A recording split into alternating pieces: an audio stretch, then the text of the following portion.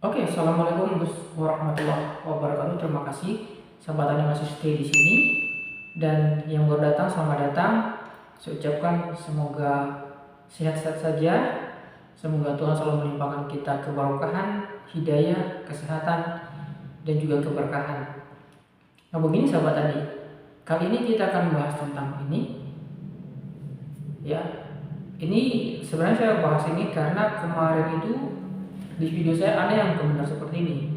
Mohon maaf, saya lebih cenderung ke channel sebelah yang tidak menggunakan dolomit.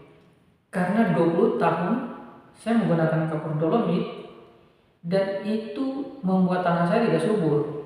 Tapi 2 tahun terakhir ini saya menggunakan dolomit, saya tinggalkan dan tanah saya menjadi subur. Oke, begitu. Saya pun balik bertanya kepada dia, mohon maaf saya mau bertanya, apakah selama 20 tahun itu Anda sudah mengetes dulu tanah Anda, keasamannya sudah dites dulu, apa tidak? Tidak ada jawaban, karena begini, kalau 2 tahun terakhir tidak menggunakan dolomit dan ternyata tanah sudah menjadi subur, berarti kan selama ini tanahnya sebenarnya subur. Hanya saja karena diberikan dolomit maka menjadi tidak subur. Maksudnya seperti ini. Tanah sahabat tani kalau tidak asam maka jangan diberikan dolomit ya. Karena pemberian dolomit itu untuk mengangkat pH tanah. Itu yang utama. Yang kedua sebagai sumber kalsium ya. Tapi perlu diingat bahwa tanaman itu membutuhkan kalsium itu tidak banyak ya. Jadi fungsi dolomit sebenarnya fungsi utamanya itu adalah sebagai penetral pH tanah. Makanya sebelum pemberian dolomit kan harusnya pH tanah itu dites dulu berapa pH-nya. Kalau seumpama pH-nya itu sudah netral, ya ngapain diberikan dolomit? Nah, kalau pH-nya netral diberikan dolomit, jatuhnya kayak tanahnya menjadi basah. Ya, seperti itu. Pemberian dolomit itu kalau tanahnya asam, misalkan pH-nya di 5 atau di bawah 5 atau 5,5 itu masih tergolong asam, ya silakan diberikan dolomit. Ya, diberikan dolomit dengan harapan nanti pH-nya bisa naik ke 6,5 sampai 7, 7,5. Nah, itu pH netral. Nah, ini saya sampaikan kepada sahabat tani, pentingnya untuk sebelum pemberian dolomit itu diukur dulu pH tanahnya. Nah, ini tidak diukur pH tanahnya, langsung berikan saja dolomit. Nah, salahnya siapa? Ya salah sendiri lah, bukan salah siapa-siapa. Nah, ini jangan salahkan orang lain.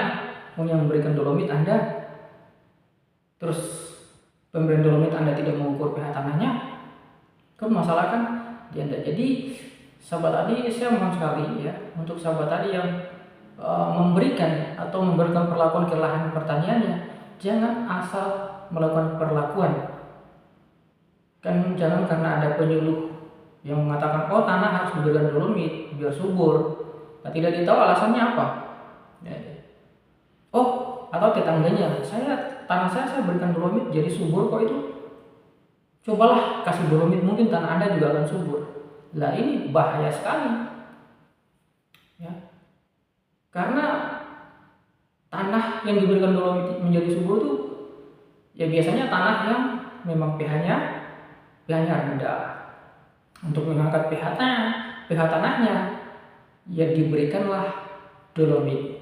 Sebenarnya saya sudah jelaskan beberapa video saya bahwa untuk menaikkan pH tanah itu bukan hanya bisa menggunakan dolomit ya. Bisa menggunakan bahan-bahan lain yang sifatnya basah. Tujuannya adalah untuk menetralkan pH tanah tersebut. Karena begini sahabat tadi, tanah yang asam dan tanah yang basah itu sama-sama mengendapkan nutrisi karena airnya tidak bisa terserap sempurna oleh tanaman. Bukan hanya tanaman, manusia maupun hewan sama saja. Kalau pH airnya itu asam dan nutrisinya tidak akan diserap sempurna. Kalau pH-nya basah pun sama. Ini mungkin sahabat tani yang terutama petani-petani tradisional kita, ini biasanya tidak paham tentang asam dan basa ya. Mereka cuma tahu, oh tanah ini tidak subur, tanah ini kita udah pakai udah lama dia tidak subur. Nah, atau tanah ini kalau daerah sini tanahnya subur, kan mereka cuma tahu seperti itu. Mereka tidak tahu, oh ini tanahnya nggak subur karena basa atau tanahnya tidak subur karena asam. Mereka tidak tahu hal seperti itu. Nah ini pentingnya untuk sobat tani semuanya harus paham tentang informasi pertanian. Kalau tanahnya itu sekiranya normal, ngapain diberikan dolomit? Nah, ini. Tapi mungkin nanti ada timbul pertanyaan biasanya seperti ini. Pak, saya itu tanah saya kalau diberikan dolomit itu tanahnya menjadi keras. Itu biasanya kita temukan ya dari masyarakat kita, petani-petani kita seperti itu. Nah ini memang benar seperti itu ya, karena pemberian dolomit yang berlebihan. Nah ini sebenarnya kalau diberikan dengan takaran yang sewajarnya itu tidak masalah ya, tidak masalah. Misalkan satu pohon sawit ya diberikan dolomit di sekitarnya dengan hanya 1 genggam saja, ya tidak mungkin itu membuat tanah menjadi keras ya, karena hanya 1 genggam begitu. Nah, tapi kalau diberikan misalkan 1 hektar itu diberikan sampai 4 ton, misalkan ya 4 ton, nah ini berbahaya sekali. Mungkin dalam jangka waktu yang tidak terlalu lama belum terlihat masalahnya. Tapi kalau tahun ini dikasih 4 ton, tahun depannya lagi dikasih 4 ton, itu kan sudah 8 ton. Tahun depannya lagi dikasih 4 ton lagi, ya ini sudah 12 ton. Kalau sudah banyak sekali kapur di situ, ya sudah kita nggak usah bikin kebunnya, bikin rumah aja, udah jadi pondasi itu. Solusinya bagaimana? Untuk kita menekan pH tanah agar tanah itu tidak asam, tapi tanahnya tidak keras. Ya gunakan bahan-bahan lain yang fungsinya sama, sifatnya basah, sehingga ketika diaplikasikan ke tanah yang asam, tanahnya menjadi netral. Apa itu? Ya banyak ya. Misalkan CaCO3 atau kapur padam ya, kapur bangunan. Nah ini bisa kita gunakan. Dan kita gunakannya cukup kita menggunakan airnya saja ya. Jadi saya kasih tips seperti ini. Kapur bangunan terutama dari batu gamping ya, kapur gamping itu mempunyai pH 12, rata-rata pH-nya itu 12.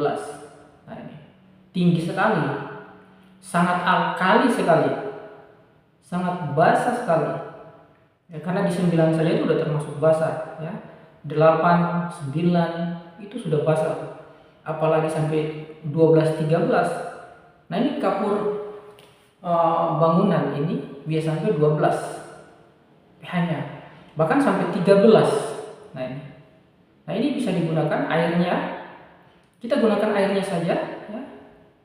Kita gunakan airnya saja itu sudah cukup. Jadi ketimbang sahabat tadi menggunakan dolomit yang pH-nya tidak terlalu tinggi ya, pH-nya hanya sekitar 8 sampai 9. Bahkan untuk pH ke-10 saja itu udah hampir tidak saya jumpai seperti itu. Mungkin sahabat tani yang lainnya pernah menjumpai pH dolomit sampai 10, tapi saya tidak pernah ya. Mungkin saya beli produk yang berbeda.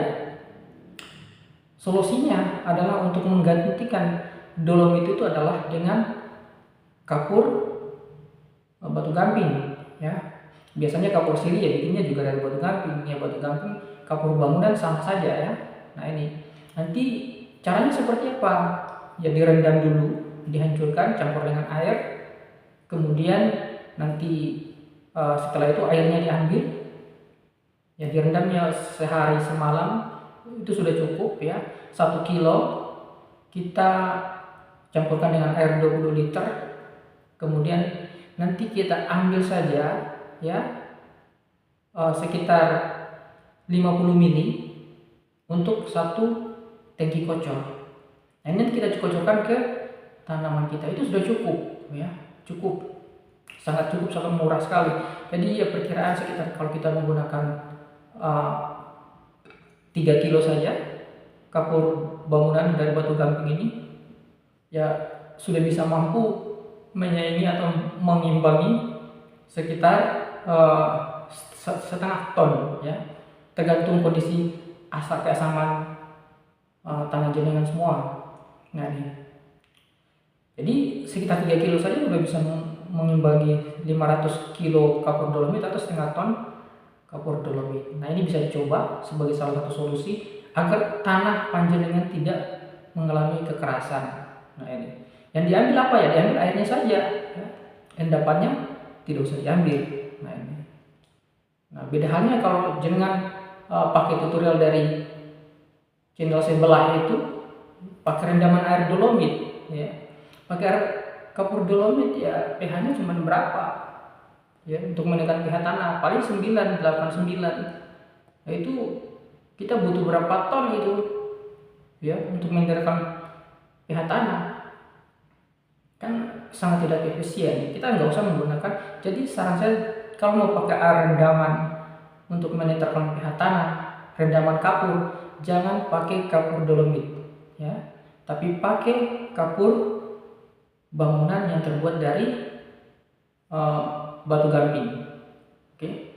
Nah di sini itu sangat murah sekali, murah, tapi kekuatannya, alkalinya sangat tinggi sekali, ya, sifat basanya itu sangat tinggi sekali, sehingga sangat cocok untuk menetralkan pH tanah. Di samping itu memang tidak akan menyebabkan kekerasan pada tanah, ya, karena kita tidak menggunakan kapurnya, kita hanya menggunakan air dari kapur tersebut. Kemudian sumber lain, sahabat tadi, sumber lain untuk menetralkan pH tanah, sebenarnya sudah dijelaskan beberapa kali di video saya yang lainnya, tapi saya akan sampaikan lagi. Nah ini biar lebih jelas, mungkin sahabat tadi ada yang baru datang di channel ini. Nah, saya kasih penjelasan biar lebih jelas lagi.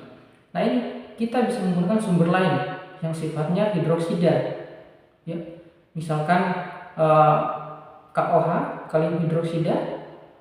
Nah, itu juga pH-nya tinggi, ya, pH-nya sampai 12 sampai 13, ya.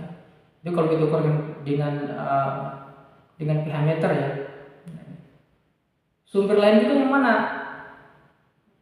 NaOH misalkan, sama saja, ya. Jadi NaOH ini dan dengan KOH itu bahan kimia, ini sebenarnya termasuk dalam bahan kimia organik. Kenapa dia masuk dalam kimia organik? Karena ketika dia bercampur dengan air, maka dia larut sempurna, dan ketika kita aplikasikan, maka setelah 7 hari dia akan terurai sempurna menjadi bahan-bahan organik tanpa residu sama sekali. Jadi sahabat tani bisa menggunakan ini, ya, KOH maupun NaOH. Jadi KOH atau kalium hidroksida sebagai bahan baku pupuk kalium, ya. Nah ini bisa dipakai dan aman buat tanaman karena termasuk bahan kimia organik, ya, bahan kimia, tapi dia termasuk dalam golongan organik yang tidak meninggalkan residu kimia berbahaya. Kemudian bersama saya dengan NaOH, ya. Nah ini dua bahan ini yang digunakan untuk pembuatan sabun, baik itu sabun untuk cuci piring, ya, kemudian sabun untuk mandi, ya.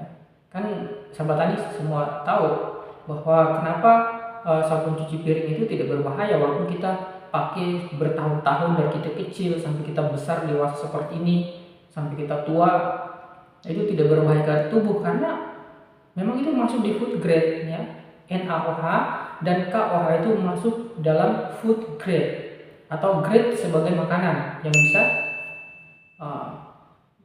termakan oleh tubuh kita dan terurai sempurna menjadi bahan-bahan organik. Nah ini, begitu pula dengan sama aja kedua-duanya NaOH dan KOH. Intinya kalau sahabat tani menggunakan NaOH dan KOH untuk menaikkan pH tanah, maka di situ tidak akan terdapat endapan residu berbahaya yang bisa merusak tanah, karena itu akan terurai sempurna. Yang kedua, ini akan menetralkan pH tanah jenengan. Jadi perlu dipahami seperti itu. Kalau belum paham nanti bisa diputar kembali, ya, video ini Dan kalau ada pertanyaan, terus saya mendapatkan NaOH dan KOH itu di mana? Tentunya di toko kimia. Jadi sahabat tani bisa cari di toko-toko kimia secara online. Tentunya kalau online sahabat tani harus cari toko kimia yang bisa dipercaya, ya, karena NaOH dan KOH ini kalau dilihat secara fisik itu hampir sama, ya, fisiknya itu hampir sama, padatan putih kristal seperti itu, hampir tidak bisa dibedakan, ya. Nah ini, kemudian kalau beli, saya lebih sarankan untuk kalau mau beli jangan beli online. Tapi kalau beli online, ya monggo cari toko-toko kimia yang dapat dipercaya atau yang terpercaya. Itu banyak juga, ya. Jadi jangan khawatir untuk mendapatkan bahan-bahan ini. Nah, takarannya berapa banyak? Ya nanti disesuaikan saja, ya, disesuaikan saja. Artinya dites dulu pakai pH meter. Misalkan tanah jenengan setelah dites itu pH-nya 5.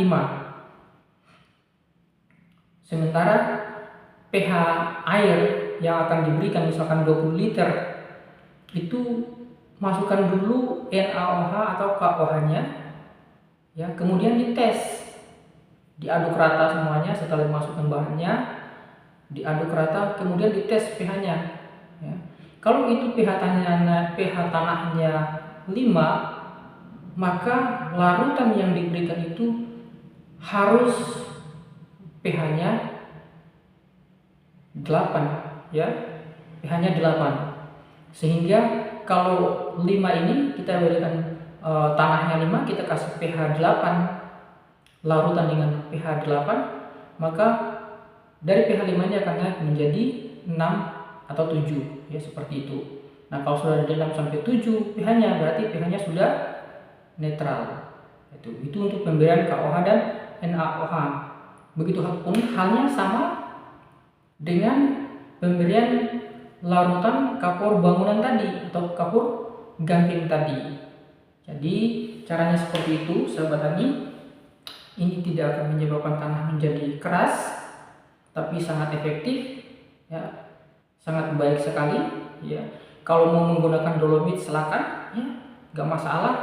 Tapi saya sarankan dengan jumlah yang sangat sedikit. Kenapa kalau dolomit ini diberikan dengan jumlah yang sedikit kurang efektif untuk menaikkan pH tanah? Ya karena pH-nya rendah, ya. pH-nya hanya berkisar sekitar 8-9. Nah, ini. Tapi kalau menggunakan kapur bangunan atau kapur yang terbuat dari batu gamping itu pH-nya kan 13, ya, 12-13. Nah, ini cukup, kita pemberian airnya saja itu sudah cukup. Nah, demikian informasi yang bisa saya berikan kepada sahabat tani semuanya. Semoga ini tercerahkan, menjadi ilmu yang barokah buat sahabat tani semuanya. Yang saya sarankan kepada sahabat tani, insya Allah itu jauh lebih murah, lebih efektif daripada menggunakan kapur dolomit, ya. Oke, demikian, semoga ini manfaat semuanya. Jangan lupa untuk subscribe dulu, like, komen. Sampai jumpa di video-video manfaat selanjutnya. Assalamualaikum warahmatullahi wabarakatuh.